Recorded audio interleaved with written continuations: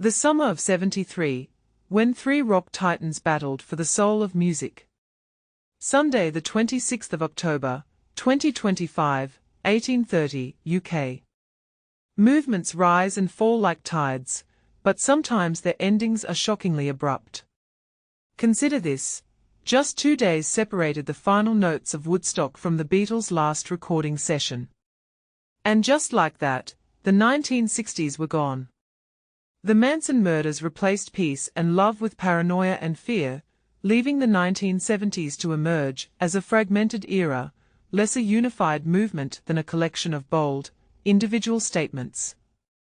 This was especially true in the world of classic rock. Was it even classic rock anymore? What had it become? And who would define its future? The answers would unfold in the spring and summer of 1973, as three British giants vied for the crown of the new rock and roll. But here's where it gets controversial. Was this a battle of equals, or were these bands simply reacting to a shifting musical landscape? It began as a duel in the album charts. On March 1st, Pink Floyd unveiled The Dark Side of the Moon, a masterpiece initially seen as an oddity. Struggling since Syd Barrett's departure, the band had finally found their voice again. Roger Waters, reflecting on the album's completion, recalled his wife's emotional reaction. She burst into tears when it was finished. "I thought, this has obviously struck a chord somewhere."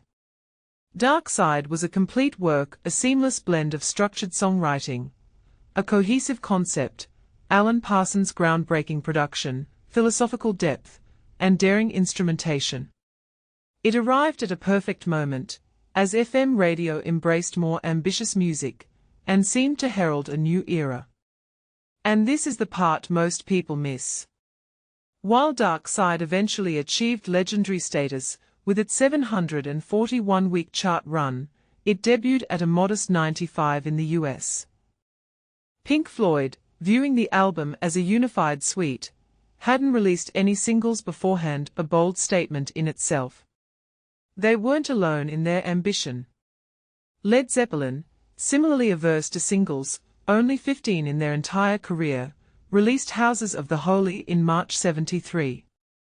Following the monumental Led Zeppelin IV, they didn't try to replicate its success.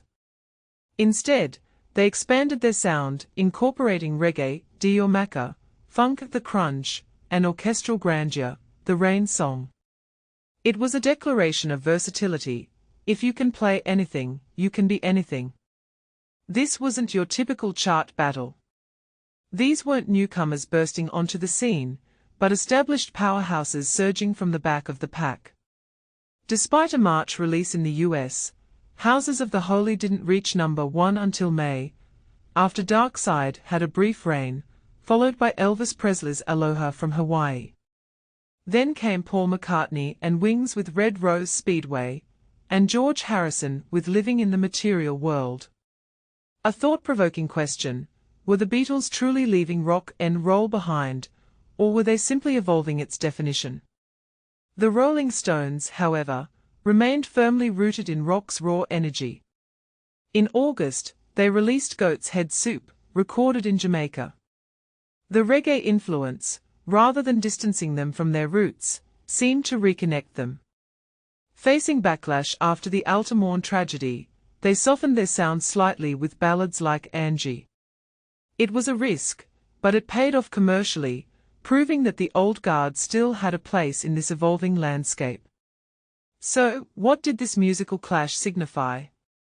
These albums, arriving in quick succession, didn't engage in the public feuds of Blur versus Oasis, but they did represent rock and roll's fragmentation into three enduring pillars: experimentation and conceptualization, Pink Floyd, heaviness and Polish, Led Zeppelin, and the enduring power of old-school riffs, the Rolling Stones. A final, provocative observation: the album that dominated the charts for the longest stretch in '73 was Elton John's Goodbye Yellow Brick Road.